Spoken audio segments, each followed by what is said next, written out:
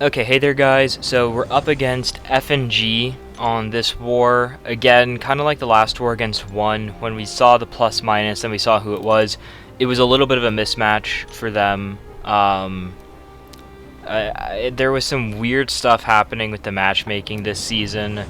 There's nothing like an individual alliance can do about it. You just have to hope it doesn't affect you too much, or you hope it affects you in a good way, which for us we got 2 easier wars in the middle, which is always nice. It gives you a little bit of like a, okay, we don't have to go like too crazy for this and for this.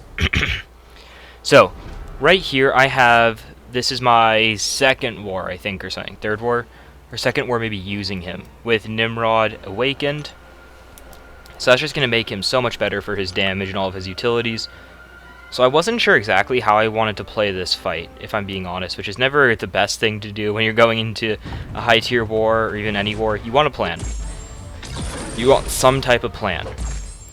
So I wasn't sure what I wanted my plan to be. I knew I wanted to keep his prowess off, but because of power struggle, I knew I would have to push him up to SP2. So that was actually my plan, and it was working right here. And I get very close, but I finished the combo, which I should have done a 4-hit combo there. But you're about to see something cool, because I put the power drain on him. I stop just below he gets the bar, so then he goes over a bar there. But he can't use it to power drain me here, and I'm just going to throw my SP1, but I'm able to actually push him over another 2 times. So I actually gained 2 bars of power in the single combo there, because of the way Nimrod's power drain debuff works, that it slowly drains it over time. So I was able to tick it over and tick it back under. I'll be honest, I wasn't intentionally trying to do that. That wasn't my plan. My plan, as I said, was to get him up to SP2 and go from there. And now I'm going to switch on to CGR mode. So I got to start with Nimrod, and that's the only fight I believe Nimrod was there for. I have my suicides on, because, well, all these champions go very, very well with suicides. It's just kind of the way these champions work. You have to put suicides on a lot of the time, and that's why my units have been just plummeting. So for this Hulk, my biggest goal, I guess if I could put one, is try to kill him before he hits 15 of his persistent charges, because if I'm able to do that, he won't gain his immortality, and I'm actually on track for that because I'm doing very big hits.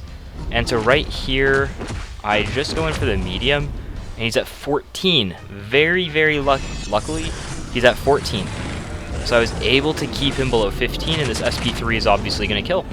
So I was able to actually skip the hardest part of this fight, being his immortality phase, and then he comes back and he has a lot of health, and you have to try to reset your cycles. You're worrying about getting clipped by unblockable stuff. But I was able to ignore all of that. That went exactly how I had hoped, which is very, very nice to see. Because it doesn't always happen like that. You get really bad RNG sometimes, you know? So for here, I have Path 2 again. I had Path 2 in both sections this war. So, actually, oh wait. So, I have CGR for this Terrax here. So because it's a Terrax here, I just want to make sure I'm at like as high of a health as I can possibly be at, because it's a Terrax. It's better safe than sorry in high tier wars. Plus for a Terrax, of course, you're going to have all of his passive damage, which is just a pain. So I was told to put Power Start 1 on, actually back at the Hulk, but I kind of forgot. But I'm actually kind of fine. I did that because it went to plan with no mortality. I don't like, not that I don't like using CGR with Power Start 1, but I don't find it as like great because it's not as easy to get the power lock going. But against Terrax, that's pretty fine. That's not really your plan against Terrax, and so I'm able to get my aptitude right before my Fury, which is going to make my Fury even better. So for this Terrax fight, I like it, it works very well, and Terrax is done. It's the next fight where my issues with it, I think, are a little bit more prevalent, because of that, I wasn't exactly sure again on what rotations I want to use. And so this is something I've been liking doing, and I hope you guys have been liking it so I can explain it a little bit better and not try to have to go at the full speed of the fight. Is this next fight, I'm going to slow down a little bit because it's not going to go to plan. So I'm not sure if I would use a different champion to counter this in the future, but so I have Invisible Woman. She is global, and that's an important factor here. So I have to start off with a parry, and I have to wait it out. Dumb me accidentally started it out on fast forward instead, so we're just going to fast forward through that start. So yeah, I started out with a parry, and now when I lose a buff, I'm going to trigger miss. So what I wanted to do is I wanted to kind of get my power gain or get my vigilance, whichever I decided to do, and then wait it out. But I ended up playing that start very, very poorly, so I ended up accidentally dexing. I got the disorient not when I wanted it, and because of the disorient, and then I dex, so now I don't have my precision. I tried a heavy chain, but I was slow because I wasn't sure if I should, and then I was like starting to hesitate, and then I hit into her mist, so I trigger a protect there, and now I throw my SP3. And so the biggest issue at the start was, as I said, because of the power start 1, not exactly the power start 1, but power start 1 is messing with my thought process a little bit. I parried, and then I was trying to figure out where to go from there, and I accidentally dashed back twice because I was really stupid, which put the disorient on me, which then made me not parry, and then like I hit a dex accidentally right after that. And right there, I just for some reason don't dash back. I can't remember if I was trying to or if I was really nervous at that point. And right there at the very end, I dex. And so now I can't use another precision on my SP2, and I'm like, oh shoot. But I have the Fury. That was pretty much my saving grace. I have the Fury. Right there I block because I am very, very nervous. For some reason, I'm blocking those. For some dumb reason. So I get the vigilance so I can just throw my SP2. Fortunately, I get a lot of crits. Because if I hadn't, recoil might have killed me there. I got very lucky in that fight, if I'm being honest. It was very, very sloppy by me. There were a lot of issues. I think the biggest issue just comes down to the start of the fight, triggering the dex early and then getting like hit in the corner.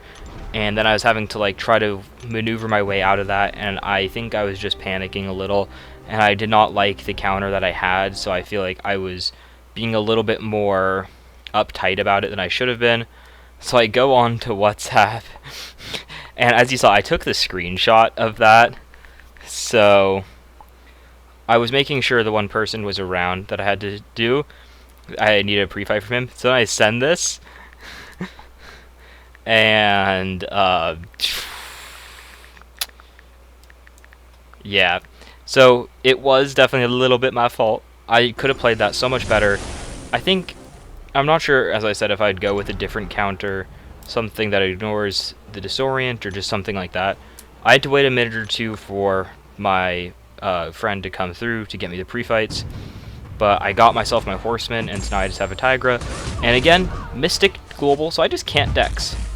That's like the only thing I have to worry about in this fight is don't dex until I get 3 neurotoxins on her. And right there, again, this has been happening to me a lot, is I don't trigger a poison when I have 3 bleeds, which is really stupid. So the fight is kind of under control. I didn't dex beforehand, and I got my neuros up. So she just absolutely evaporated. I use my 1 energy to move up to Maw, because I was trying to figure out who was going to take him, because sometimes my officer doesn't send the plans to everyone, only the person who's taking that specific fight. So I was trying to figure it out for a second, and it took a minute for them to get there, from what I remember. But after a little bit more waiting, I just used my energy, and I went over to WhatsApp and waited. So now I have this Sim Supreme here, which I haven't seen this placement here in a while. I have all 3 Mr. Fantastic debuffs. I don't think I need the 1. But hey, I got all 3. Let's go. So this fight, assuming it goes well, is going to be super, super fast. So I just have to go and I just have to, again, not dex. That's literally the only thing I have to do. So I have my 2 neurotoxins, and I have 5.